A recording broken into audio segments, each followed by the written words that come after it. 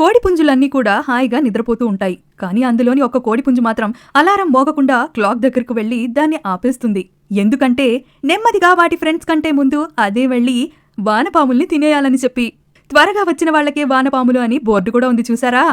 ఇది సైలెంట్ గా వెళ్లి డోర్ తీసేలోపు దాని ఫ్రెండ్స్ అందరూ వెళ్లిపోయి ఆ వామ్స్ ని తినేసి వస్తాయి. దీనికి కోపం వచ్చి ఆ బోర్డ్ ని విసిరి కొడుతుంది. ఎలాగైనా వానపామును సంపాదించాలని దాని వెంటపడి తినాలని చూస్తుంది. కానీ అది కాస్త వేరొక కోడిపుంజు పిల్ల వచ్చి తినేస్తుంది. అంతేకాకుండా థ్యాంక్ యూ సో మచ్ అని చెప్పి వెళ్లిపోతుంది. దీనికి పట్టరాని కోపం వస్తుంది.